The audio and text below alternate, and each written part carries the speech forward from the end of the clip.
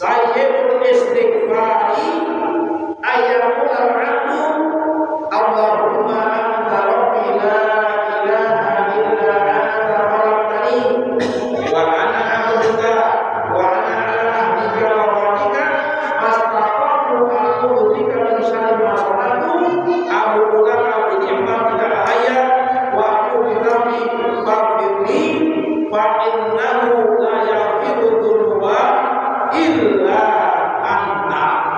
Terus gitu ya. Jadi itu namanya sayyidul istighfar atau rajanya istighfar. Berarti istighfar yang paling hebat. Yang namanya raja itu kan nomor 1 di Indonesia. Nomor 1 sekarang adalah Prabowo Subianto. Ya. Berarti istighfar nomor 1 paling hebat adalah rajanya istighfar. Ya, hadis riwayat Imam Bukhari, hadisnya sahih. Kita artikan artinya ayamula abdu seorang hamba supaya membaca Allahumma wahai Allah anta rabbi engkau adalah Tuhanku la ilaha illa anta tidak ada Tuhan yang hak wajib disembah kecuali engkau khalaqtani engkau ciptakan aku wa ana abduka dan aku adalah hambamu wa ana ala ahdika dan aku atas janjimu wa wa'dika dan juga ancamanmu mastaqatu aku tidak kuasa. Dengan kata lain baik aku dan aku tidak berkuasa atas janji dan ancamanmu. Itu yang enak, yang enak seperti itu. Aku lebih kami syari masyarakat aku berlindung kepadamu min syari masyarakat dari kejahatan semua yang engkau ciptakan, dari kejahatan makhluk yang engkau ciptakan. Aku laka binikmatika alayya, aku mengakui nikmatmu dan juga wa'amu bikami aku mengakui dosaku fakirli oleh karena itu ampunilah aku fa'innahu la yaghfiru dzunuba maka sesungguhnya tidak ada yang mengampuni segala dosa illa anta kecuali Allah. Bismillah. Coba kita bacakan kembali. Bismillahirrahmanirrahim. Bismillahirrahmanirrahim. Allahumma anta rabbi la ilaha illa anta khalaqtani wa ana abduka wa ana ala ahdika wa wa'dika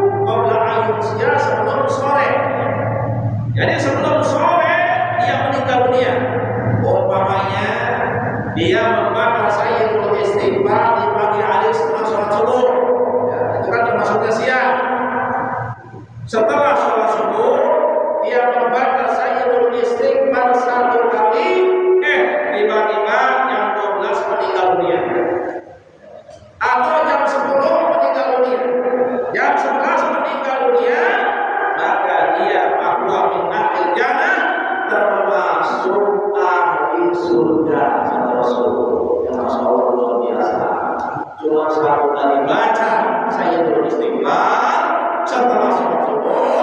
Kalau dia mati jam 10, mati jam 11, jam 12, umpamanya, ini dijamin oleh Rasulullah SAW bahwa orang tersebut adalah termasuk ahli surga. Insya Allah. Ya, yang penting kita mau membacanya. Yang sudah hafal baca, yang belum hafal juga baca. Caranya bagaimana? Dilihat, ya, dilihat tulisannya, sambil lihat tulisannya. Kalau memang belum hafal, kalau sudah hafal nggak usah berapa, kalau sambil lihat tulisannya berapa, udah hafal udah baca saja langsung. Lebih bagus lagi, setiap selesai sholat kita membaca Sayyidul Istighfar. Terus bagaimana kalau membaca di malam hari? Sabda Rasul, wa man qalaha minal laili wa huwa mu'minun biha famata qabla an yusbiha fa huwa min ahlil jannati. Yang artinya barang siapa membaca Sayyidul Istighfar di malam hari, sedangkan dia orang yang yakin, orang yang beriman, yakin akan istighfar tersebut, yakin akan Sayyidul Istighfar tadi, lalu dia mati sebelum subuh, jam 12 mati atau jam 3 atau jam 4, pokoknya sebelum subuh dia mati, habis mati membaca Sayyidul Istighfar. Maka sama jaminan Rasul bahwa min ahlil jannati, maka orang tersebut termasuk ahli surga.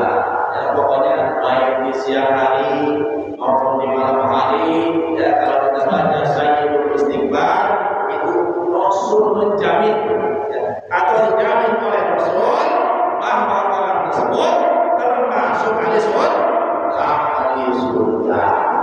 Yang cuma pertanyaannya, apakah cukup membaca Sayyidul Istighfar saja? Gak usah sholat, gak usah puasa, gak usah zakat. Nah, itu gak bisa seperti itu. Jadi semua perintah Allah harus kita laksanakan. Terutama sekali adalah yang wajib. Sholat yang wajib 5 waktu, puasa yang wajib, puasa Ramadan, zakat yang wajib apabila kita sudah mempunyai harta 1 nisab, haji yang wajib seumur hidup 1 kali. Ya, terutama sekali kita jangan sampai meninggalkan ibadah yang wajib.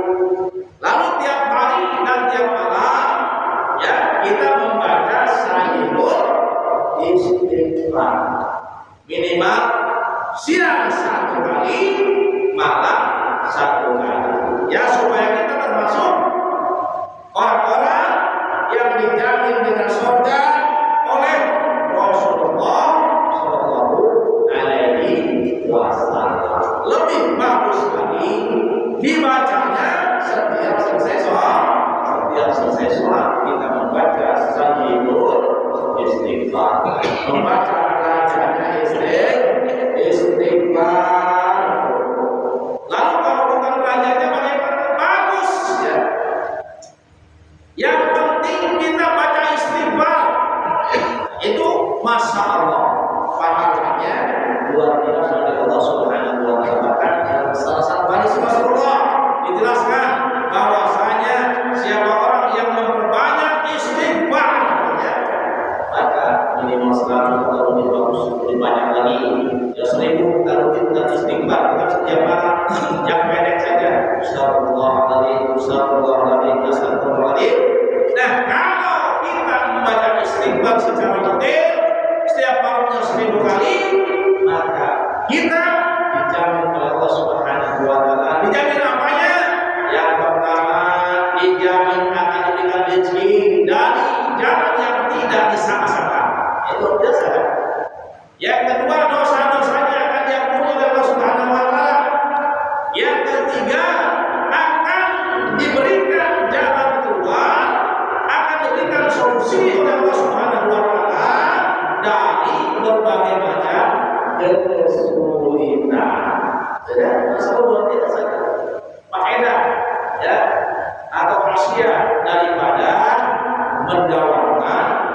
istighfar. Cukup astagfirullahaladzim, astagfirullahaladzim.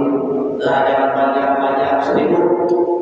Ya, habis tahajud atau sholat hajat kemarin baca istighfar. Ya, Allah luar biasa. Ya, nah bahkan istighfar setiap sholat fardu pun, ya, istighfar setiap sholat fardu, selesai sholat fardu, nah itu balasannya luar biasa.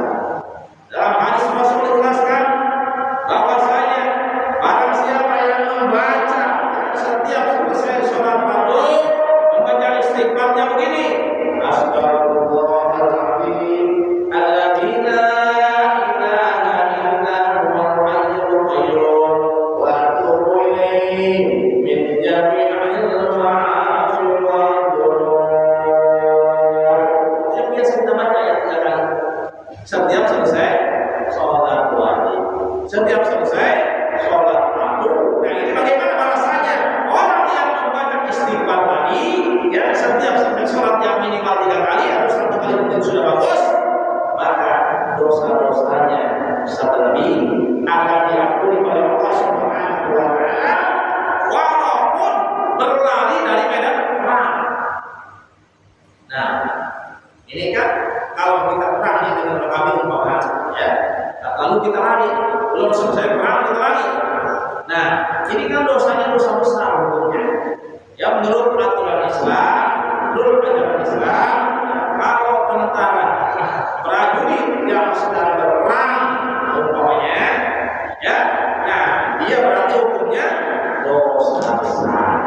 Ya, menurut ajaran Islam. Kalau membaca istighfar tadi yang biasa kita baca setiap selesai sholat fardu, maka itu dosanya diampuni oleh Allah Subhanahu wa Ta'ala. Luar biasa ya. Jadi luar biasa balasan orang yang suka membaca istighfar. Yang oleh karenanya jangan malas-malas. Kita sebagai orang Islam jangan sampai malas-malasan untuk membaca istighfar. Ya, boleh istighfar yang biasa kita tutup pengajian.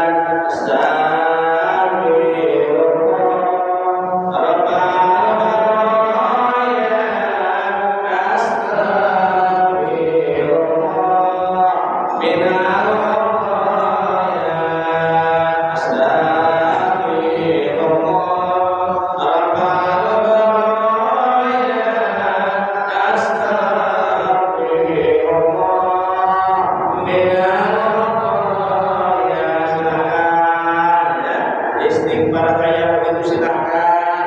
Istighfar kayak seperti setiap selesai sholat fardu juga silakan. Yang lebih bagus lagi adalah membaca sayyidul istighfar, membaca rajanya istighfar. Ya, Al-Quran juga memerintahkan dalam surat Al-Hud dalam masalah ya, istaghfiru rabbakum innahu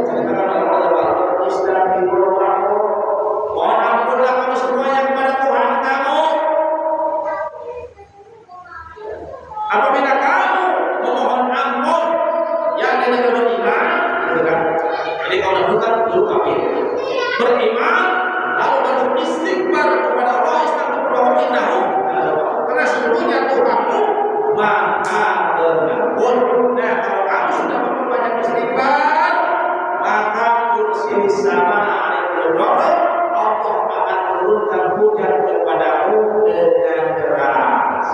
Ya. Yusiri sama alaikum wa yamdadkum bi amwali, dan juga Allah akan memperbanyak memperbiak-biakkan hartamu dan juga anak-anakmu, insyaallah. Wa yamdadkum bi amwali wa banina wa yaj'al lakum anhara, dan Allah akan menjadikan untuk kamu sungai-sungai yang jernih, sungai-sungai yang sangat bagus airnya, yang jernih airnya, sehingga kamu tidak akan kekurangan air, tidak akan kehausan. Nah, berarti menurut ayat ini istighfar itu masya Allah. Ya. Kalau kita dawamkan, kalau kita mudawamah membaca istighfar setiap malam, jangan banyak-banyak, cukup 1000 ya. 1000 saja. Astagfirullahaladzim, astagfirullahaladzim, astagfirullahaladzim, 1000 kali. Itu sebentar kali berdoanya.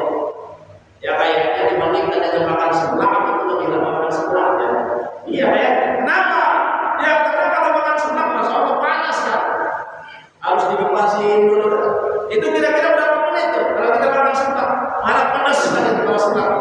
Ya itu kayaknya lebih lama makan seblak 1 waktu daripada kita beristighfar 1000 kali. Ya paling lama 10 menit selesai atau 15 menit lah. Itu selesai kan. Istighfar yang pendek banyak sudah astagfirullahaladzim, astagfirullahaladzim. Terus mudah-mudahan dia malah terjanji ayat ini dan juga janji-janji hadis-hadis Rasulullah SAW. Masya Allah kita akan selalu berikan kemudahan oleh Allah Subhanahu Wa Taala. Ya, dan juga memperbanyak istighfar adalah akan meredam murka Allah. Ya. Kalau orang Islam semuanya beristighfar, berbanyak istighfar semuanya di Indonesia, maka itu akan meredam murka Allah. Artinya murka Allah tidak akan diturunkan ke negara kita Indonesia. Tidak akan terjadi bencana insyaallah. Tidak akan terjadi gunung meletus insyaallah. Tidak akan terjadi yang namanya tsunami insyaallah. Kenapa? Karena semua penduduk Indonesia yang muslim itu semuanya beristighfar minimal setiap malam 1000. Luar biasa yang penting semuanya yang muslim saja, nggak usah yang lain, yang muslim berapa sekali, berapa persen penduduk yang muslim? Kira-kira 80% lebih ya. Masalah. Kalau itu yang udah balik dan menangkalnya itu semuanya beristighfar, insyaallah Indonesia akan jadi badan berbatul tempat lipat waktu Nabi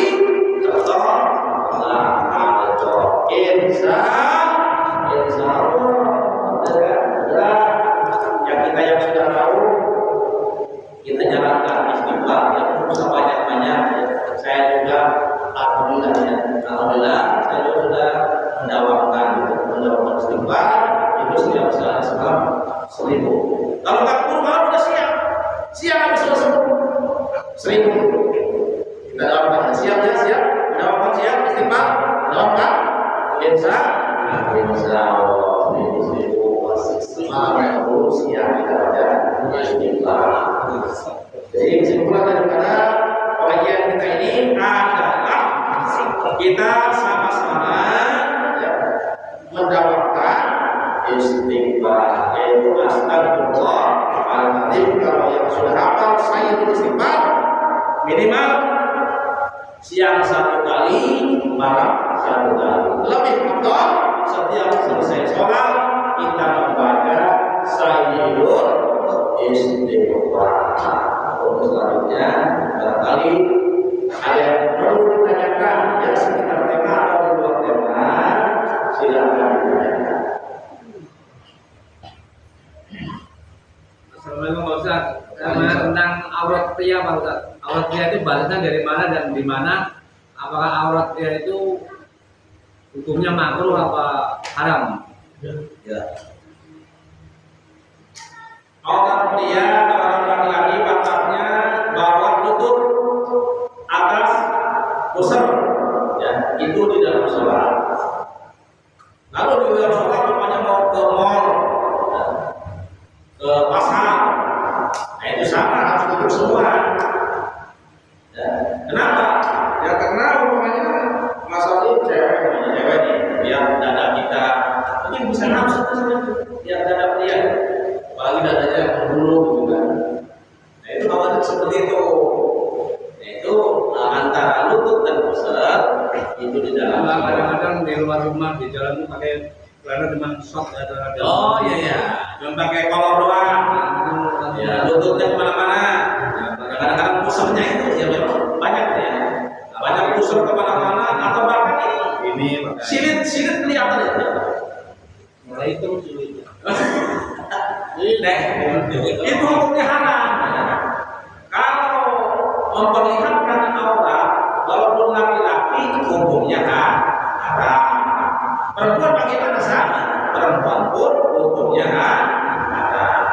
Ya, kita melihat aurat perempuan hukumnya haram. Yang melihat haram, yang melihat juga haram. Kalau sengaja, kalau nggak sengaja enggak. Ya. Kalau sengaja apalagi niatin ngintip. Itu lebih haram lagi. Jadi niatin lah. Jadi haram ya kita memamerkan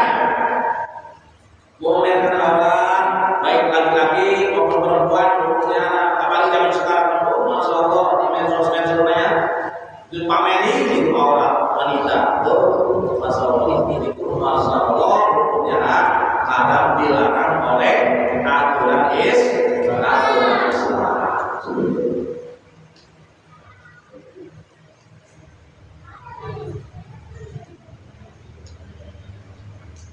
Yang lain lagi?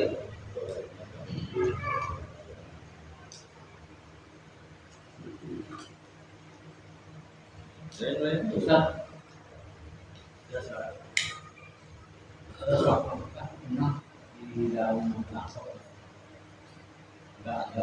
nggak sengaja melihat kita saling berantem ya ada satu kehidupan pakaiannya memang katanya kalau kita nggak lihat di mana kita lihat di mana ada satu laki-laki dan itu perempuan yang pakaian katanya agak selonok ya lihat di jadi mainnya perempuan itu keluar kenapa sih dari saya kalau mau berjalan pakaian yang wajar itu gimana Ustaz? Nah, jadi kalau bukan sengaja, kita bukan sengaja dan tidak diniatin, tidak direncanakan melihat aurat wanita. Satu kali pandangan yang pertama itu rezeki, ya. Rezeki pandangan yang pertama karena bukan sengaja. Itu. Nah, baru yang kedua dan ketiganya itu yang haram. Ya. Tapi nggak mungkin mas sebagai laki-laki kayaknya ya. Lihat kalau bagi saya pribadi tapi kalau yang lain nggak tahu dah. Iya berarti cuma satu kali saja. Mulai kita wah kita sengaja. Yang kedua berarti ini ya itu kita. Ya memang kalau di kendaraan sulit ya. Kalau di kendaraan memang sulit. Saudara ya kalau di kendaraan itu wanita pakainya begini-begini ya. Apalagi zaman sekarang ya. Baik umpamanya di mobil umum atau kendaraan lain termasuk kereta. Tapi di kereta pakaiannya banyaknya rapi ya. Tapi yang ini juga banyak. Itu bagaimana kita? Seharusnya bagaimana kita? Udah yang penting hati kita jangan ada niat untuk memandangnya dan usahakan hati kita ya ingat Allah, usahakan ya, ingat Allah dan beristighfar kepada Allah. Itu seperti itu ya. Jangan sampai kita lihat orang timbul sampah itu bahaya. Ya bahaya. Apalagi kesempatan sekali perempuan juga. Iya, pempet-pempetan. Nah itu lebih berbahaya lagi. Nah, gitu. Nyetrum nah, kalau pempet-pempetan nyetrum. Iya. Kalau pempet-pempetan pasti nyetrum. Kalau laki-laki normal, perempuannya juga normal itu pasti nyetrum. Ya. Pasti ada ser. Jadi makanya ya usahakanlah ya, kalau naik kendaraan umum kita jangan sampai baur dengan Anda cari di mana dia laki-laki penumpangnya. Kalau kereta kan susah, itu kereta susah. Ya, apalagi sore pagi itu 12 tepat kereta. Itu udah pasti kereta. Lalu solusinya bagaimana? Udah terima dosanya. Jadi saudara, ya Allah saya penuh saya Allah. Karena tidak ada jalan lain bagi saya kalau naik kereta, saya nggak bisa pulang. Itu kalau kereta. Ya, kalau mobil sih mungkin jarang seperti itu. Ya, jangan sampai dengan kereta. Tapi kayaknya kalau bus pelabuhan, ya, kalian pelabuhan itu sama kereta. Tapi lagi pelabuhan baru, ya. Nah, udah itu dengan dosa ya kan untuk Islam. Jangan mempet-mempetan, desek-desekan, ya. Pemandangan itu kan sudah nggak boleh. Saling pandang antara laki-laki dan perempuan yang bukan mahram, saling pandang sudah haram hukumnya. Apalagi sampai mempet-mempetan, apalagi sampai desek-desekan. Bahkan ada hadis yang mengatakan seperti ini, ya. Ada hadis Rasul yang menjelaskan seperti ini. Daripada berdesakan dengan perempuan yang bukan mahram, daripada mempet-mempetan dengan perempuan yang bukan mahram, itu lebih baik kita berdesakan dan dekat dengan babi yang penuh dengan lumpur. Itu hadis Rasul. Kenapa? Ya kalau kita berdesakan dengan babi yang penuh dengan lumpur, kita akan menjauh. Kita akan berusaha untuk menjauh.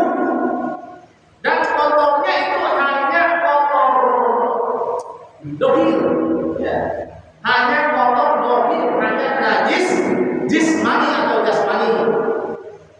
Tapi kalau sudah menyatakan desek-desekan dengan perempuan, Masya Allah, kita bukan menjauh. Kita seperti itu sengaja. Seperti itu. Dan itu kotorannya nanti akan bersandar dalam hati kita, akan tersimpan dalam hati, terkenang, gitu kan? Dan itu lama hilangnya. Wah, kita indah. Malah terus tahun belum hilang, gitu kan? Kalau mempet sama pagi, ya udah besok pagi udah lupa. Udah kita cuci, udah bersih lagi dalam air. Seperti itu alasannya. Kenapa? Ya, sama Rasul. Daripada desek-desekan mempet dengan wanita yang bukan mahram, lebih baik berdesakan dengan babi yang penuh dengan lumpur. Ustaz, sampai Ustaz. Oh ya silakan. Oh, udah cukup lihat. Saya pernah satu kali terjadi ya di Jakarta. Saya kan namanya lagi ojol ya. Tiba-tiba di keramaian ya campur dalam saya lagi dengan HP ya. Kita nggak sengaja tangan ini kita tahu nenggol si perempuan, nenggol kedua dadanya. Enggak ya, kita nggak tahu dan nenggol kedua dadanya kedua dada ya. Kita kan nggak sengaja. Sampai saya minta maaf sama ibu itu. Oh ibu itu maaf juga. Tapi ya bu, saudara, maaf mau kemarin saudara. Tapi saya udah minta maaf aja. Karena saya ketemu sengaja. Terus apakah dosa atau enggak itu? Ya masalah dosa kita ya berada di atas ya. Makanya saya penilaian seperti itu, apa dalam hati kita merasa salah atau enggak? Ya kalau merasa sengaja itu tidak salah. Ya. Yang namanya enggak sengaja, nah itu di dalam Islam tidak dianggap salah dan tidak dianggap dosa. Itu. Ya seperti kita puasa, sedang puasa, umpamanya makan karena lupa, gitu kan? Itu kan udah batal puasanya. Nah berarti tadi dianggap salah karena tidak sengaja lupa. Walaupun harus satu piring, ya sedang puasa makan kita harus satu piring, kita lupa. Kalau kita sedang puasa, makan satu piring habis, sebelah satu liter, itu sudah batal puasanya. Kenapa? Ya karena lupa. Ya pokoknya dalam Islam semua yang kita lakukan yang bukan sengaja, nah itu tidak ada sanksinya, insya Allah tidak ada sanksinya, tidak ada hukumnya. Yang dapat pakaian tuh dari ibu itu gimana? Ya Ya maaf ya benar, dan jangan dilawan. Jangan kasih ya. Iya, udah kita cukup minta maaf aku. Ini saya nggak sengaja, maaf. Ya udah cukup. Ada pun dia mati-mati banyak kali terus, ya udah kan. Mendingan pergi, mendingan menjauh. Ya karena memang kita benar-benar nggak sengaja, benar-benar tidak ada niat dalam hati. Itu nggak masalah. Dalam Islam nggak masalah. Yang penting dalam hati nggak ada niat, nggak ada rencana, dan juga tidak sengaja. Kadang-kadang kita nggak terimanya apa, mati-matinya ini kadang-kadang terimanya begitu. Nah itu sabar, ya. Itu solusinya kita harus sabar. Ya. Kalau ada orang maki-maki sama kita, nah itu yang terbaik adalah sabar. Ya, artinya jangan melawan. Apalagi perempuan itu sulit melawan perempuan. Jadi orang yang terbaik adalah orang yang sabar. Artinya dimaki pun masa Allah adalah tidak melawan. Itu yang bagus, itu yang hebat. Nah itu yang disertai oleh Allah Subhanahu Wa Taala. Inna Allaha ma'as-sabirin. Allah beserta orang-orang yang sabar. Lalu kita harus belajar sabar. Ya. Kita belajar sabar. Itu sudah insya Allah ya. Kalau kita berusaha untuk belajar sabar, insya Allah pahalanya Inna Allaha ma'as-sabirin. Sesungguhnya Allah beserta orang-orang yang tahan emosi. Semua itu tahan emosi, ya. Tahan amarah. Jangan sampai dikeluarkan. Itu namanya sabar. Kalau kita emosi, ya kita tahan. Kalau kita marah, kita tahan. Jangan sampai ucapkan, jangan sampai dikeluarkan. Itu namanya sabar. Luar biasa, maknanya sangat besar. Yang penting dasarnya adalah iman. Udah cukup ya? Dan begitu pokoknya kita dengan membaca doa kafalah majlis. Bismillahirrahmanirrahim.